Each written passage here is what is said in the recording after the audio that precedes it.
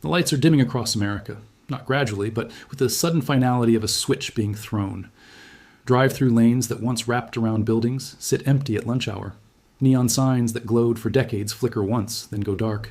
And in cities from Portland to Miami, the familiar scent of fried comfort food is slowly disappearing from street corners where it lived for generations.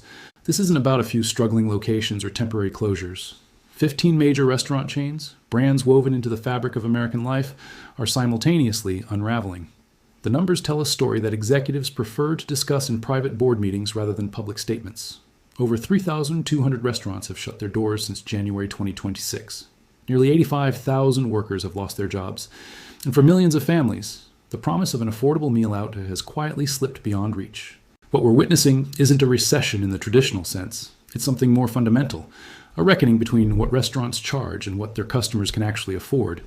The equation that kept these chains profitable for decades has broken, and the cracks are spreading faster than anyone anticipated. Let's begin with the most shocking collapse of all. McDonald's was supposed to be recession-proof.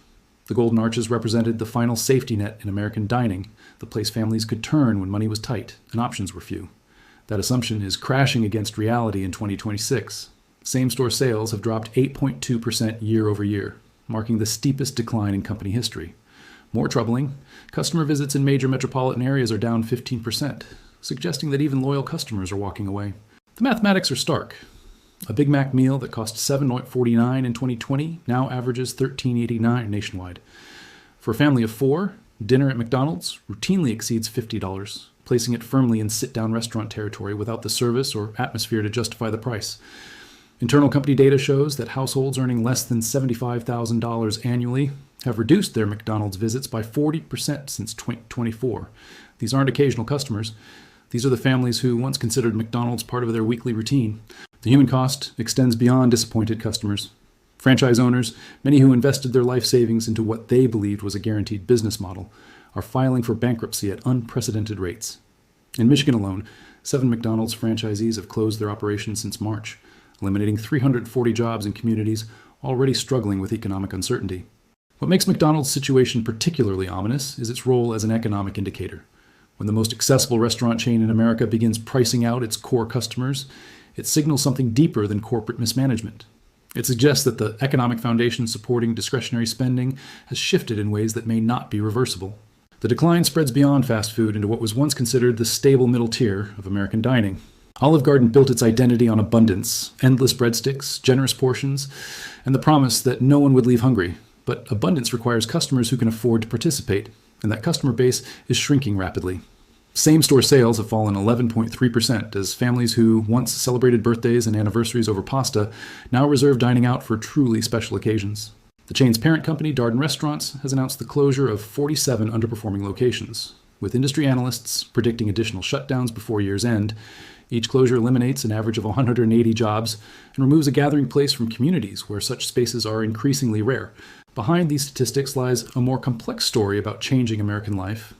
Olive Garden succeeded during an era when middle-class families had enough discretionary income to justify a $70 dinner as routine celebration. Today, that same dinner represents a significant household expense that competes directly with rising rent, healthcare costs, and grocery bills that have increased 23% since 2022. The psychological shift is just as important as the financial one. Restaurants that once felt accessible now carry an undertone of anxiety. Parents calculate costs before entering.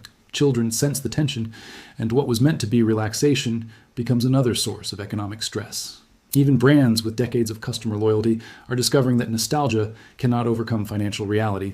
Applebee's positioned itself as neighborhood comfort, the reliable choice when families wanted familiar food without surprises. That positioning has become a liability in an economy where reliable increasingly means unaffordable. The chain has closed 38 locations since January, with foot traffic down 22% in suburban markets that once formed its core strength. The closures follow a predictable pattern. First, weekend dinner crowds thin out. Then lunch traffic drops as workers bring meals from home instead of dining out. Finally, the restaurant operates at such low capacity that basic overhead costs become unsustainable. At that point, closure isn't a strategic decision, but an unavoidable outcome. What's particularly concerning about Applebee's decline is its reflection of broader suburban economic stress. These aren't urban markets with multiple dining alternatives. These are communities where Applebee's often served as one of the few full-service restaurants, its closure leaving behind not just unemployment but a social void. Local newspapers in affected areas describe a domino effect. When the anchor restaurant closes, surrounding businesses lose foot traffic. Shopping centers become less attractive to other tenants. The economic activity that sustained entire commercial districts gradually evaporates, leaving behind empty parking lots and darkened storefronts. The fast casual sector, once celebrated as the future of American dining, faces its own reckoning. Panera Bread promised artisanal quality at accessible prices, a value proposition that worked when accessible meant $12 for lunch. Today, with average meal costs approaching $17, Panera occupies an uncomfortable middle ground between fast food and fine dining without clearly belonging to either category. Same-store sales have declined 9.7% as customers question whether soup and a sandwich justifies the expense. The chain's response has been to double down on premium offerings, introducing $20 entrees and artisanal coffee drinks that push prices even higher. This strategy may preserve profit margins in the short term, but it accelerates the process of pricing out the working professionals who built the brand. Each upward price adjustment narrows the customer base further, creating a cycle that benefits no one. Industry observers note that Panera's struggles reflect a broader challenge facing mid-tier restaurant chains. They lack the volume efficiency of fast food giants and the experience differentiation of high-end establishments. In an economy where consumers are forced to choose between extremes, the middle ground becomes increasingly difficult to defend. Even fast food chains with strong brand recognition are discovering that recognition doesn't guarantee survival. Burger King's decline has been particularly steep. The chain has announced 312 closures since January, with franchise bankruptcies spreading across regions that were once considered stable markets. The "have it your way" slogan now feels like a cruel reminder of better times, when customers could afford to be particular about their preferences. The operational challenges run deeper than declining sales. Supply chain costs have increased 34% over 2 years. Labor wages have risen 28%, and rent continues to climb in most markets. These pressures would be manageable if customer traffic remained stable, but foot traffic is down 19% year over year. The mathematics are unforgiving. Fewer customers, higher costs, and razor-thin margins that eliminate any room for error. For workers, the impact extends beyond immediate job loss. Many restaurant employees lack the financial cushion to weather extended unemployment. In communities where restaurant work provided entry-level opportunities for young people and steady income for those without college degrees, the contractions represent not just individual hardship, but the erosion of an entire employment sector. The coffee industry, once thought immune to economic downturns due to its addictive product, faces unprecedented pressure. Starbucks has become the symbol of inflation's impact on daily routines.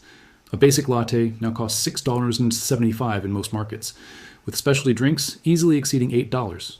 For customers who once visited multiple times per week, these prices have transformed coffee from a habit into a luxury.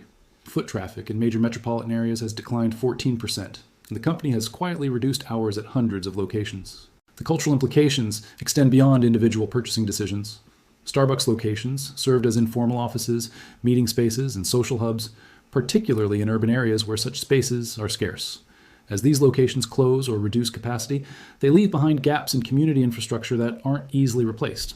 The ripple effects touch unexpected sectors of the economy.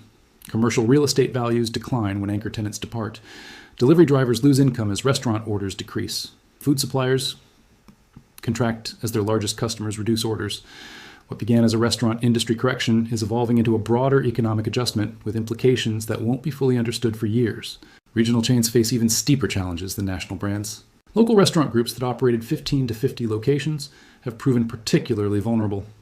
These businesses lack the capital reserves of large corporations, but face the same cost pressures and declining customer traffic. In the past 6 months, 43 regional restaurant companies have filed for bankruptcy or announced significant closures, eliminating thousands of jobs in communities where alternative employment may not exist. The human stories behind these closures are remarkably consistent. Restaurant managers describe watching customer counts drop week by week. Servers report smaller tips as diners reduce both frequency and spending per visit. Kitchen staff face hour cuts as restaurants operate at reduced capacity to control costs. Each adjustment makes the business less viable and less able to provide stable employment. Family-owned restaurants that survived previous recessions find themselves unprepared for an economic environment where their core customers can no longer afford to dine out regularly.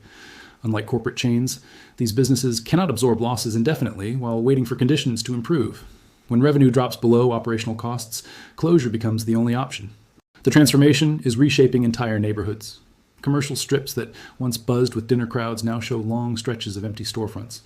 Local newspapers describe a restaurant desert emerging in areas where dining options have been reduced to fast food chains and convenience stores. This consolidation has social implications that extend beyond economics. Restaurants serve as community gathering spaces, venues for celebrations, and places where social connections form. Their disappearance reduces the informal infrastructure that holds communities together, particularly in areas where other social institutions have also weakened.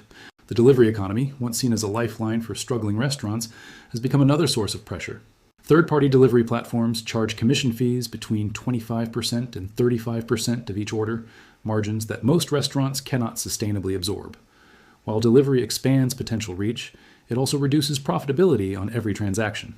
For businesses already operating with minimal margins, this trade-off has proven unsustainable. Customer behavior has shifted as well. Delivery orders tend to be smaller and less frequent than in-person dining visits.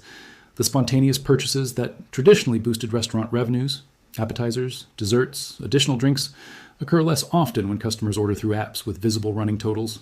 The result is a business model that generates more transactions but less profit, requiring higher volumes to maintain the same revenue levels.